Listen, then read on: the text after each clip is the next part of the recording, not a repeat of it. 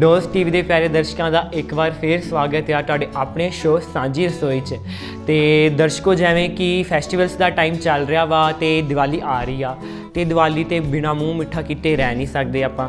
ਅੱਜ ਕੱਲ੍ਹ ਦੀ busy life 'ਚ ਲੋਕੀ ਬਾਹਰ ਦੀ ਸਵੀਟ ਨੂੰ ਅਵੋਇਡ ਕਰਦੇ ਆ ਤੇ ਹੈਲਥ ਨੂੰ ਦੇਖਦੇ ਹੋਏ ਇਸ ਵਾਰ ਅਸੀਂ ਤੁਹਾਡੇ ਲਈ ਲੈ ਕੇ ਆਏ ਹਾਂ ਚਟਪਟ ਬਣਨ ਵਾਲੇ ਵੇਸਣ ਦੇ ਲੱਡੂ। बेसन के लड्डू मेरे तो बहुत फेवरेट है तो मैं बहुत शौकीन है उन्होंने खाने का। तो उन्होंने बनाना भी बहुत ईजी है। तो आओ वेखिए बेसन के लड्डू बनाने लिए आपको किस किस समान की जरूरत पएगी। सब तो पहले इत्थे मैं लिया वा 100 ग्राम बेसन तो ये नाल ही इत्थे लिया वा घ्यो 50 ग्राम। आप देसी घ्यो का इस्तेमाल ही करांगे इनू बनाने लिए, क्योंकि जोड़ा बेसन के लड्डुओं का ऑथेंटिक फ्लेवर आ, मतलब करिए ओरिजिनल बेसन के लड्डू तो देसी घ्यो ना ही वधिया लगते हैं। तो ये नाल ही इत्थे लिए बूरा चीनी यानी कि बूरा खंड, आप बूरा खंड का ही इस्तेमाल करांगे बेसन के लड्डुआं च। इलायची पाउडर तो थोड़े जे ड्राई फ्रूट ये गार्निश ली, तो ये भी आप थोड़े जे ड्राई फ्रूट का इस्तेमाल करांगे। तो सब तो पहले आप बेसन के लड्डुआं लिए आप बेसन को भुनांगे। तो आओ सब तो पहले आप बेसन को तैयार करिए। तो आप करांगे अपनी गैस रेंज को ऑन तो कढ़ाई में होने देवांगे थोड़ी जी हीट अप।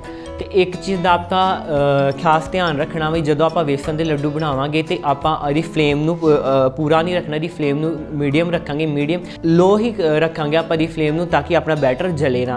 आप लो फ्लेम ते बिल्कुल स्लोली आराम ना अपने बैटर नू तैयार करांगे।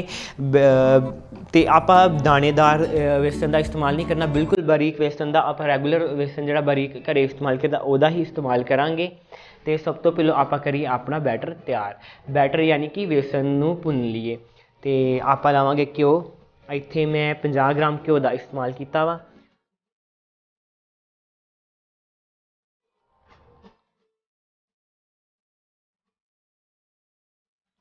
जो अपना घ्यो हो जाएगा थोड़ा गर्म, आप कर देंगे गैस रेंज नू लो, बिल्कुल लो कर देना वा, ताकि अपना बेसन जले ना। हुण लावांगे आप इत्थे अपना बेसन,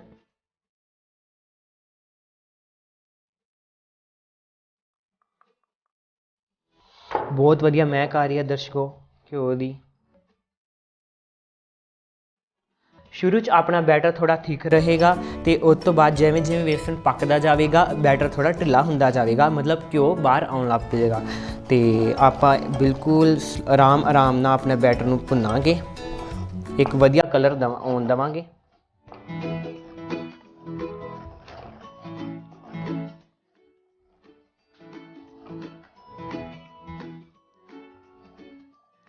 बेसन के लड्डू ऑल टाइम फेवरेट होंगे, आप हर फैसटीवल से इनू जरूर खाने।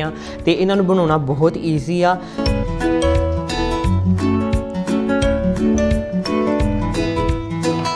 मैं अपने दर्शकों को फिर एक बार कहांगा कि आप इस चीज़ का ध्यान रखना कि ये हीट में आप बिल्कुल भी नहीं वधाना, ये बिल्कुल लो हीट पर ही आप इनू भुनांगे। तो जिन्ना चिर तक यदा कलर चेंज नहीं होंदा उन्ना चिर तक आप इनू भुनांगे। बहुत वधिया महक आ रही है दर्शकों। जिमें जिमें बेसन भुज रहा है उवें उवें थोड़ा ढिला होना शुरू हो गया है, मतलब घ्यो बाहर आना शुरू हो गया है।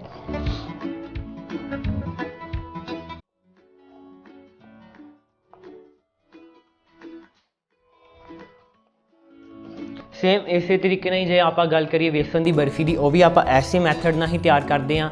वो एक डिफरेंट ये आ, बेसन के लड्डुआं आप बूरा चीनी का इस्तेमाल करते हैं जो तैयार करीदा मिठे, तो वो आप चाशनी तैयार करके पाने बेसन की बर्फी च।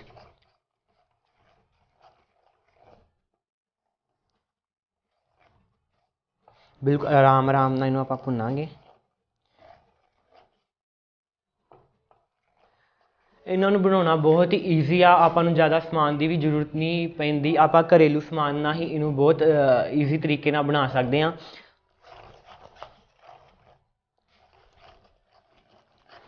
जिमें जिमें अपना बेसन पक रहा उवें उवें घ्यो रिड्यूस होना शुरू हो गया वा, घ्यो बाहर आना शुरू हो गया वा, तो अपना बेसन थोड़ा ढिला हो गया वा। जदों आप शुरू घ्यो के बेसन पाने तो थोड़ा टाइट होंदा, बिल्कुल नहीं घबराना।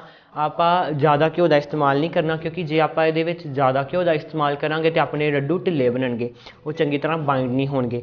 इसलिए हमेशा बेसन तो घट घ्यो का ही इस्तेमाल करांगे। कुछ लोग डार्क कलर वाले बेसन के लड्डू पसंद करते हैं, कुछ लाइट कलर वाले। बस आप एक चीज़ का ध्यान रखना वा, जो बेसन का कच्चापन दूर हो जाए आप उदों ये हीट नूं कर देना बंद तो इनू होने देना कंप्लीटली ठंडा। उस तो बाद ही आप खंड या बूरा जो भी आप इस्तेमाल करनी वो बाद च ही पाउनी आ, फिर उन्होंने कंप्लीटली ठंडा करना। एक ना जिन्ना जो ये पक जे इनू कंप्लीटली ठंडा करांगे, फिर उस तो बाद ही ये आप बूरा पावांगे। हल्का हल्का अपने बेसन का कलर बदलण लग पिया वा, तो जिन्ना चिर तक ये होर थोड़ा जिहा नहीं पक जाता आप इनू पकावांगे।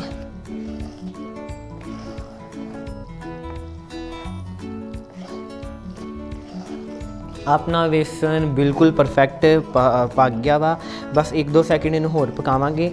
एक चीज़ का जरूर आप ध्यान रखांगे कि बेसन थल्ले ना लगे, इनू चलाते रहांगे। बहुत वधिया महक आ रही है तो कंप्लीटली वेखो एक चीज़ आप वेखांगे कि घ्यो बाहर आ गया, मतलब बेसन पक रहा वा। बस 1-2 सैकेंड आप इनू होर पकावांगे। इसदा कलर भी नाल नाल चेंज हो रहा है।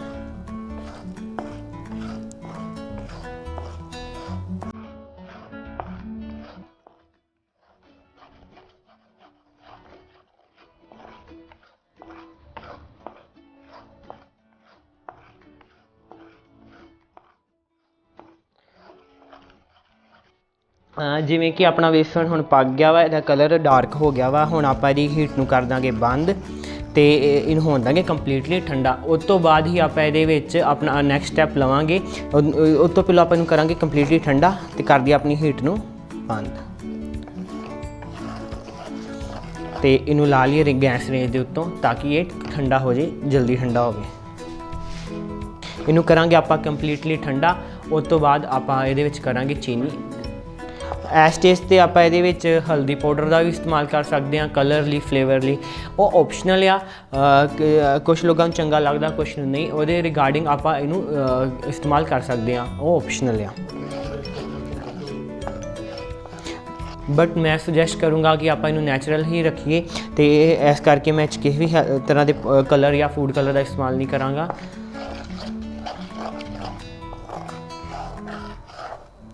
बहुत वधिया महक आ रही है दर्शकों। बेसन अपना पूरी तरह पक चुका है, वेखांगे कि बिल्कुल ऑयल भी बाहर आ गया वा, मतलब अपना बेसन रेडी है।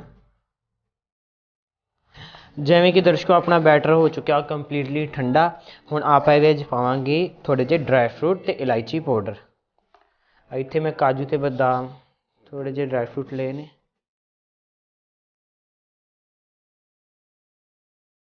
नाल ही पावांगे आप थोड़ा जिहा इलायची पाउडर। ਇਹਦੇ ਥਾਂ ਤੇ ਆਪਾਂ ਇੱਥੇ ਕਾਲੀ ਮਿਰਚ ਪਾਊਡਰ ਦਾ ਵੀ ਇਸਤੇਮਾਲ ਕਰ ਸਕਦੇ ਹਾਂ, ਉਹ ਆਪਸ਼ਨਲ ਆ, ਆਪਣੇ ਟੇਸਟ ਦੇ ਅਕੋਰਡਿੰਗ। ਕਰਾਂਗੇ ਨੂੰ ਵੈਲ ਮਿਕਸ। ਹੁਣ ਆਪਾਂ ਇਹ 'ਚ ਕਰਾਂਗੇ ਇਸਤੇਮਾਲ ਪਾਊਡਰ ਚੀਨੀ ਦਾ, ਯਾਨੀ ਕਿ ਬੂਰਾ ਖੰਡ ਦਾ। ਕਈ ਲੋਕ ਮਿੱਠਾ ਖਾਂਦੇ, ज़्यादा तेज़ मिठा खाना पसंद करते हैं, कई घट। आप टेस्ट के अकॉर्डिंग थोड़ा घट ज़्यादा भी मिठा कर सकते हैं।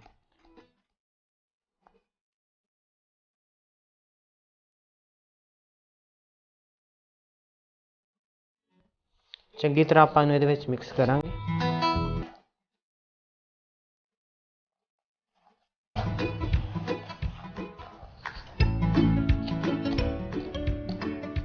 चीनी ਨੂੰ ਕਰਾਂਗੇ ਆਪਾਂ ਅੱਛੀ ਤਰ੍ਹਾਂ ਵਿੱਚ ਮਿਕਸ, ਤੇ ਉਸ ਤੋਂ ਬਾਅਦ ਆਪਾਂ ਇਹਦੇ ਬਣਾਵਾਂਗੇ ਛੋਟੇ ਛੋਟੇ ਰੋਲ। ਆਪਣੀ ਚੀਨੀ ਹੋ ਚੁੱਕੀ ਆ ਮਿਕਸ, ਤੇ ਹੁਣ ਆਪਾਂ ਇਹਨੂੰ ਦੇਵਾਂਗੇ ਲੱਡੂ ਦੀ ਸ਼ੇਪ। ਲਵਾਂਗੇ ਇੱਕ ਪਲੇਟ,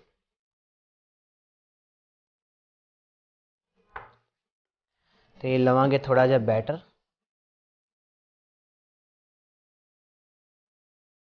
उस तो पहले एक चीज़ का जरूर ध्यान रखना कि इस चीनी के ढेले ना बजन। पाउडर चीनी का ही इस्तेमाल करिए हमेशा आप जो लड्डू बनावांगे। तो चीनी अच्छी तरह मिल जानी चाहिए। बहुत वधिया फ्लेवर महक आ रही है। हुण आपां इहनूं करांगे रोल।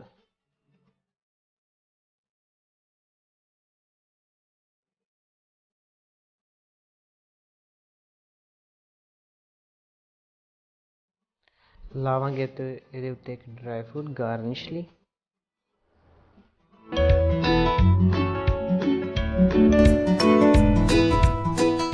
ਆਪਾਂ ਇਹਨੂੰ ਪਿੰਨੀ ਦੀ ਸ਼ੇਪ 'ਚ ਵੀ ਬਣਾ ਸਕਦੇ ਹਾਂ, ਜਿਵੇਂ ਆਪਾਂ ਨੂੰ ਵਧੀਆ ਲੱਗੇ ਆਪਾਂ ਆਪਣੇ ਅਕੋਰਡਿੰਗ ਇਹਨੂੰ ਸ਼ੇਪ ਦੇ ਸਕਦੇ ਹਾਂ। ਅੱਜ ਦੇ ਐਪੀਸੋਡ ਦੀ ਸਾਡੀ ਫੈਸਟੀਵਲ ਸਪੈਸ਼ਲ ਡਿਸ਼ ਤਿਆਰ ਆ ਵੇਸਣ ਦੇ ਲੱਡੂ। ਉਮੀਦ ਕਰਦਾ ਹਾਂ ਕਿ ਸਾਡੇ ਦਰਸ਼ਕਾਂ ਨੂੰ ਬਹੁਤ ਪਸੰਦ ਆਈ ਹੋਏਗੀ ਤੇ ਤੁਸੀਂ ਜ਼ਰੂਰ ਟਰਾਈ ਕਰੋਗੇ। ਤੇ ਇਸ ਦੇ ਨਾਲ ਹੀ ਮੈਨੂੰ ਦਿਓ ਇਜਾਜ਼ਤ, ਇੱਕ ਵਾਰ ਫਿਰ ਤੁਹਾਡੇ ਸਾਹਮਣੇ ਬਹੁਤ ਜਲਦ ਹਾਜ਼ਰ ਹੋਵਾਂਗੇ ਕੁਝ ਡਿਸ਼ਿਸ ਲੈ ਕੇ। ਧੰਨਵਾਦ।